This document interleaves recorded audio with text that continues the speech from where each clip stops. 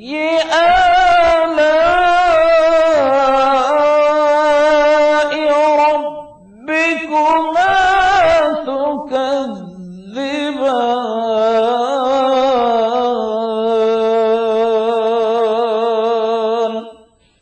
السلام علیکم ورحمۃ اللہ وبرکاتہ۔ محترم ناظرین، پروگرام فرمان الہی میں میں زبیر ہاشمی آپ سبھی ناظرین کو خوش آمدید کہتا ہوں۔ ناظرین، کل کے پروگرام میں ہم نے سورۃ القصص کی آیت نمبر 75 سے 88 یعنی سورہ ختم تک تلاوت اور اس کا ترجمہ سننے کا شرف حاصل کیا۔ آج ہم اپنے اس ایپیسوڈ میں سورۃ العنکبوت کی ابتدائی 21 آیتوں کی تلاوت اور اس کا ترجمہ سننے کی سعادت حاصل کریں گے۔ اب یہ مبارک سورہ قرآن مجید کا ترتیب کے لحاظ سے 29واں سورہ ہے۔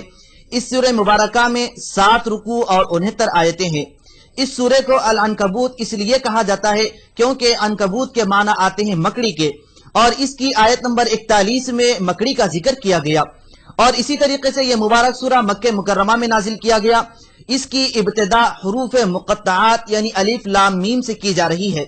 اس سورہ کی ابتدا میں یہ بتلایا جا رہا ہے کہ حق اور سچائی کے راستے میں مشکلات آتے رہتی ہیں، اس سے گھبرانا نہیں چاہیے، اور ابتدا میں یہ بھی بیان کیا گیا کہ ماں باپ کی اطاعت و فرما برداری کرنا چاہیے، اور ان کے حدود بتلاتے ہوئے یہ بھی بیان کیا گیا کہ اگر ماں باپ اللہ کی نافرمانی کرنے یا پھر گناہ کا کام کرنے کا حکم دے تو ان کی بات کو قبول نہیں کرنا چاہیے بلکہ ان کی باتوں سے دور رہنا چاہیے۔ اور اسی طریقے سے یہ بھی بتلایا جا رہا ہے کہ اب جو لوگ اسلام سے جڑے رہتے ہیں، وابستہ ہو جاتے ہیں، تو ان کو طرح طرح کی تکلیفیں دی جاتی ہے، مشقتیں پہنچائی جاتی ہے۔ تو یہاں پر اس سورہ مبارکہ میں پچھلی امتوں کے حالات اس لیے بیان کیے جا رہے ہیں تاکہ اسلام لانے والوں کو یہ پتا چل جائے کہ جو لوگ سچ کے راستے کو اختیار کیے ہوئے ہیں، حق والے راستے کا دامن تھامے رکھے ہیں، ان کو پریشانیوں میں مبتلا کیا جاتا ہے، تو اس طریقے سے انہیں گھبرانا نہیں چاہیے بلکہ اس پر صبر کرتے رہنا چاہیے۔ اور یہ بھی بیان کیا جا رہا ہے کہ جو کوئی بندہ اس طریقے سے کام کرتا رہے گا تو یقیناً وہ آدمی سب سے زیادہ کامیاب ہو جائے گا۔ جب اہل مکہ معصوم اور سچے لوگوں پر ظلم کی انتہا کر دی تو اللہ سبحانہ و تعالیٰ نے انہیں یہ حکم فرمایا کہ اب مکہ مکرمہ سے ہجرت کر لو، یہاں سے دوسرے مقام کی طرف منتقل ہو جاؤ۔ تو ناظرین، اسی کے متعلق اور معلومات حاصل کرنے کے لیے سنتے ہیں سورۃ العنکبوت کی ابتدائی آیتوں کی تلاوت اور اس کا ترجمہ۔ اعوذ باللہ من الشیطان الرجیم، بسم اللہ الرحمن الرحیم۔ شروع کرتا ہوں اللہ کے نام سے جو بڑا مہربان نہایت رحم والا ہے۔ الف لام میم۔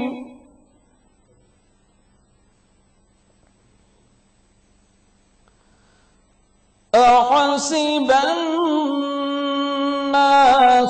ان يتركوا ان يقولوا آمنا وهم لا يفتنون۔ سورہ عنکبوت، الف لام میم۔ کیا لوگ یہ خیال کیے ہوئے ہیں کہ صرف یہ کہنے سے کہ ہم ایمان لے آئے چھوڑ دیے جائیں گے اور ان کی آزمائش نہیں کی جائے گی؟ وَلَقَدْ فَتَنَّا الَّذِينَ مِن قَبْلِهِمْ فَلَيَعْلَمَنَّ اللَّهُ الَّذِينَ صدقوا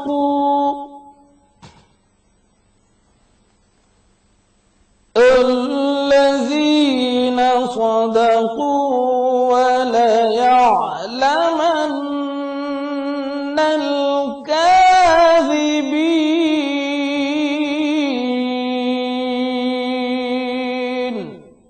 اور جو لوگ ان سے پہلے ہو چکے ہیں ہم نے ان کو بھی آزمایا تھا اور ان کو بھی آزمائیں گے، سو خدا ان کو ضرور معلوم کرے گا جو اپنے ایمان میں سچے ہیں اور ان کو بھی جو جھوٹے ہیں۔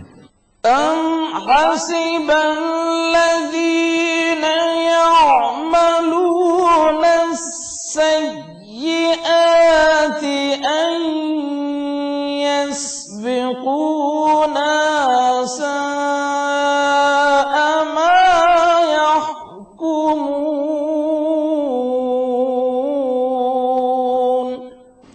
کیا وہ لوگ جو برے کام کرتے ہیں یہ سمجھے ہوئے ہیں کہ وہ ہمارے قابو سے نکل جائیں گے؟ یہ خیال جو کرتے ہیں برا ہے۔ من كان يرجو لقاء الله فإن أجل الله لآت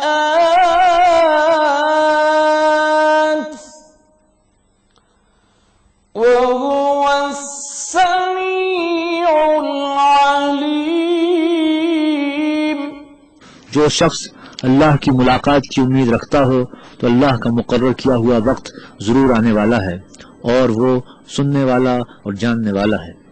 ومن جاهد فإنما يجاهد لنفسه إن الله لغني عن العالمين۔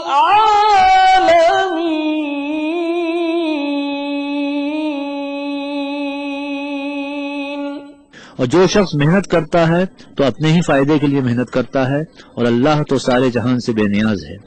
والذين آمنوا وعملوا الصالحات لنكفرن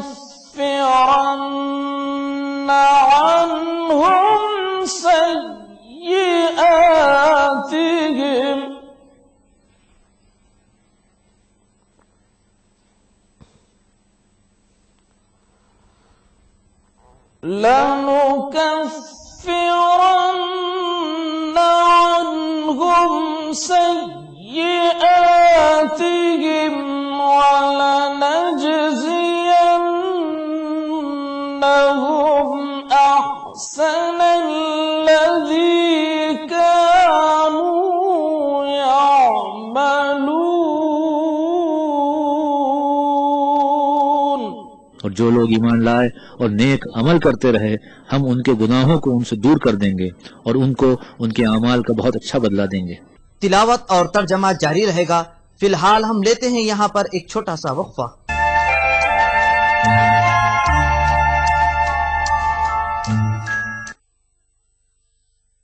وقفے کے بعد دوبارہ آپ سبھی کا خیر مقدم ہے۔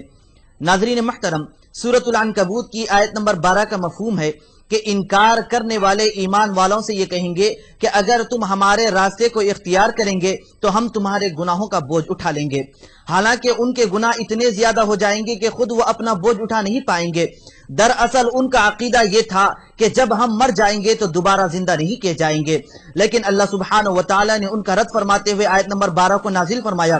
صحیح بات تو یہ ہے کہ جب کوئی انسان مر جاتا ہے تو اس کو دوبارہ زندہ کیا جائے گا، اور قیامت کے دن اس کے ہر اچھے برے عمل کا حساب و کتاب بھی لیا جائے گا۔ حساب و کتاب کے دوران کسی کے گناہ کسی پر ڈالے نہیں جائیں گے۔ ہاں، البتہ اگر کوئی انسان گناہ کے کام کی ایجاد کرتا ہے یا برے فعل کی ابتدا کرتا ہے، جب تک یہ کام ہوتا رہے گا تب تک اس کے گناہوں میں بھی اضافہ ہوتا جائے گا۔ تو ناظرین، اسی کے متعلق اور معلومات حاصل کرنے کے لیے شامل ہو جاتے ہیں سورۃ العنکبوت کی تلاوت اور اس کے ترجمے کے ساتھ۔ وَوَصَّيْنَا الْإِنسَانَ بِوَالِدَيْهِ حُسْنًا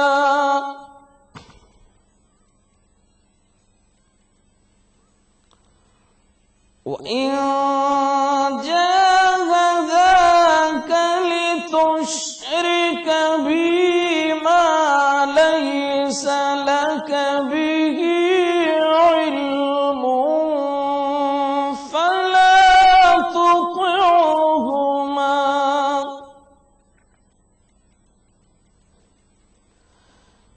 إِلَيَّ مَرْجِعُكُمْ فَأُنَبِّئُكُم بِمَا كُنتُمْ تَعْمَلُونَ۔ اور ہم نے انسان کو اپنے ماں باپ کے ساتھ نیک سلوک کرنے کا حکم دیا ہے، اے مخاطب، اگر تیرے ماں باپ تیرے در پہ ہوں کہ تو میرے ساتھ کسی کو شریک بنائے جس کی حقیقت کی تجھے واقفیت نہیں، تو ان کا کہنا نہ ماننا۔ تم سب کو میری طرف لوٹ کر آنا ہے، پھر جو کچھ تم کرتے ہو میں تم کو جتا دوں گا۔ والذین آمنوا وعملوا الصالحات لندخلنهم فی الصالحین۔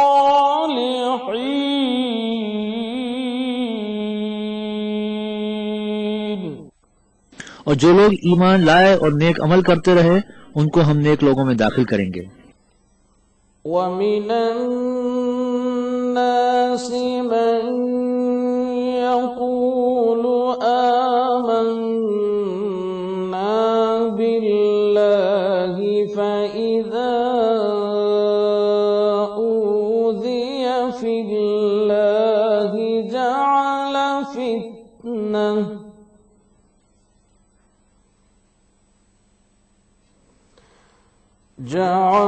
فِتْنَةَ النَّاسِ كَعَذَابِ اللَّهِ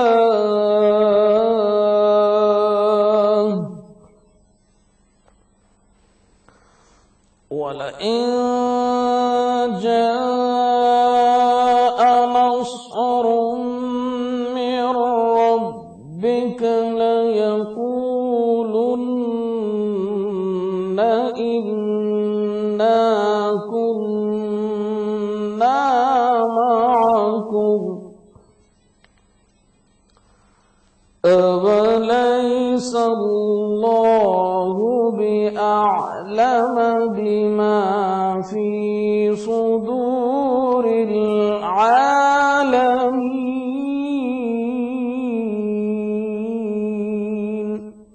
اور بعض لوگ ایسے ہیں جو کہتے ہیں کہ ہم خدا پر ایمان لائے، جب ان کو خدا کے راستے میں کوئی ایذا پہنچتی ہے تو لوگوں کی تکلیف کو یوں سمجھتے ہیں جیسے اللہ کا عذاب، اور اگر تمہارے پروردگار کی طرف سے مدد پہنچے تو کہتے ہیں کہ ہم تو تمہارے ساتھ تھے۔ کیا جو اہل عالم کے سینوں میں ہے خدا اس سے واقف نہیں؟ وَلَيَعْلَمَنَّ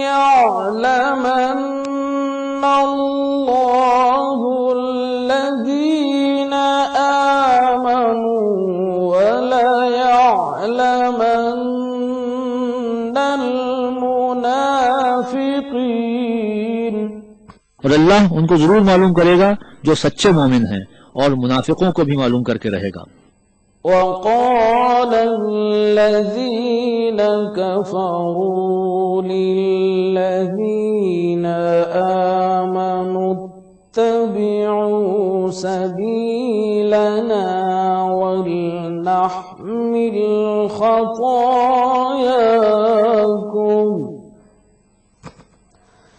وَمَا هُمْ بِحَامِلِينَ مِنْ خَطَايَاهُمْ مِنْ شَيْءٍ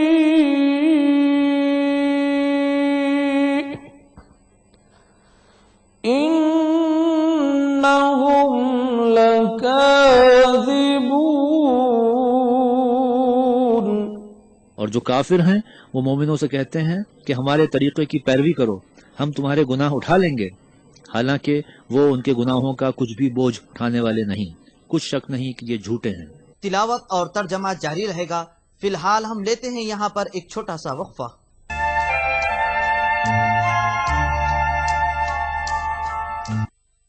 وقفے کے بعد ایک بار پھر آپ سبھی کا خیر مقدم ہے۔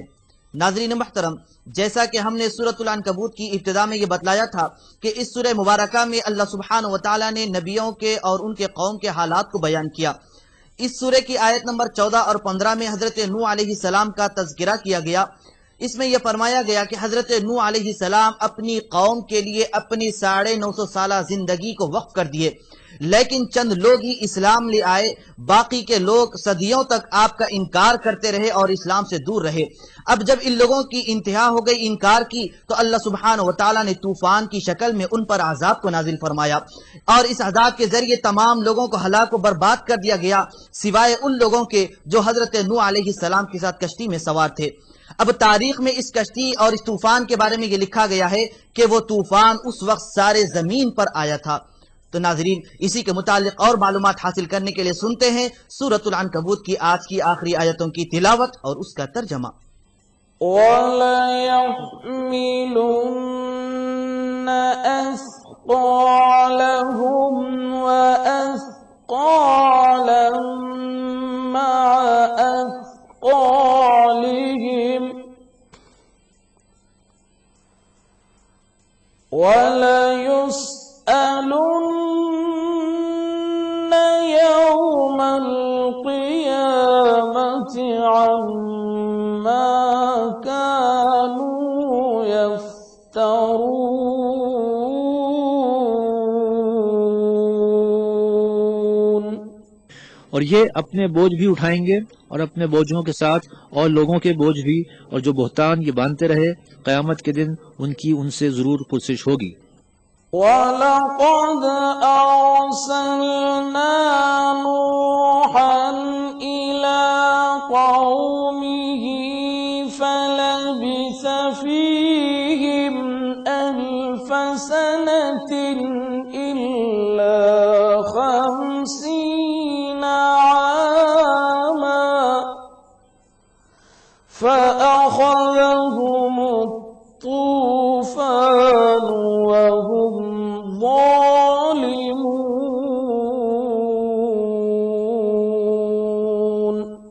اور ہم نے نوح کو ان کی قوم کی طرف بھیجا تو وہ ان میں 50 برس کم 1000 برس یعنی 950 برس رہے، پھر ان کو طوفان کے عذاب نے آ پکڑا اور وہ لوگ ظالم تھے۔ فَأَنجَيْنَاهُ وَأَصْحَابَ السَّفِينَةِ وَجَعَلْنَاهَا آيَةً لِّلْعَالَمِينَ۔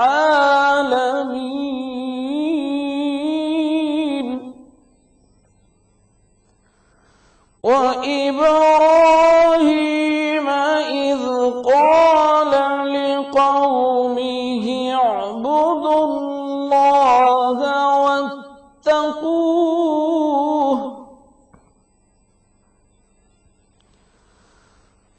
وَإِبْرَاهِيمَ إِذْ قَالَ لِقَوْمِهِ اعْبُدُوا اللَّهَ وَاتَّقُوهُ ذَلِكُمْ خَيْرٌ لَكُمْ إِن كُنتُمْ تَعْلَمُونَ۔ پھر ہم نے نوح کو اور کشتی والوں کو نجات دی اور کشتی کو اہل عالم کے لیے نشانی بنا دیا۔ اور ابراہیم کو یاد کرو جب انہوں نے اپنی قوم سے کہا کہ خدا کی عبادت کرو اور اس سے ڈرو، اگر تم سمجھ رکھتے ہو تو یہ تمہارے حق میں بہتر ہے۔ إِنَّمَا تَعْبُدُونَ مِن دُونِ اللَّهِ أَوْثَانًا وَتَخْلُقُونَ إِفْكًا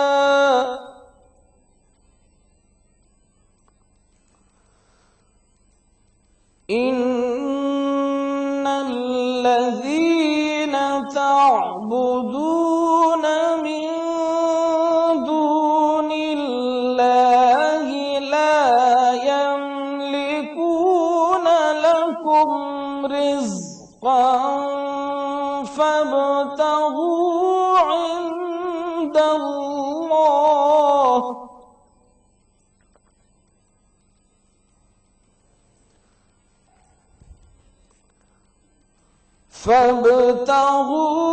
عِندَ اللَّهِ الرِّزْقَ وَاعْبُدُوهُ وَاشْكُرُوا لَهُ إِلَيْهِ تُرْجَعُونَ۔ تو تم خدا کو چھوڑ کر بتوں کو پوجتے اور تومار مانتے ہو، تو جن لوگوں کو تم خدا کے سوا پوجتے ہو وہ تم کو رزق دینے کا اختیار نہیں رکھتے، بس خدا ہی کے ہاں سے رزق طلب کرو اور اسی کی عبادت کرو اور اسی کا شکر کرو، اسی کی طرف تم لوٹ کر جاؤ گے۔ وَإِن تُكَذِّبُوا فَقَدْ كَذَّبَ أُمَمٌ مِّن قَبْلِكُمْ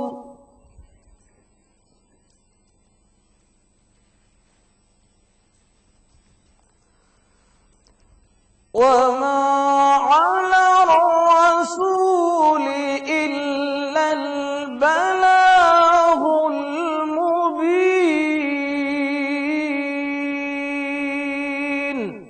اور اگر تم میری تکذیب کرو تو تم سے پہلے بھی امتیں اپنے پیغمبروں کی تکذیب کر چکی ہیں، اور پیغمبر کے ذمے کھول کر سنا دینے کے سوا اور کچھ نہیں۔ أَوَلَمْ يَرَوْا كَيْفَ يُبْدِئُ اللَّهُ الْخَلْقَ ثُمَّ يُعِيدُهُ إِنَّ ذَلِكَ عَلَى اللَّهِ يَسِيرٌ۔ کیا انہوں نے نہیں دیکھا کہ خدا کس طرح خلقت کو پہلی بار پیدا کرتا ہے، پھر کس طرح اس کو بار بار پیدا کرتا رہتا ہے؟ یہ اللہ کو آسان ہے۔ قُلْ سِيرُوا فِي الْأَرْضِ فَانظُرُوا كَيْفَ بَدَأَ الْخَلْقَ ثُمَّ اللَّهُ يُنشِئُ النَّشْأَةَ الْآخِرَةَ إِنَّ اللَّهَ عَلَى كُلِّ شَيْءٍ قَدِيرٌ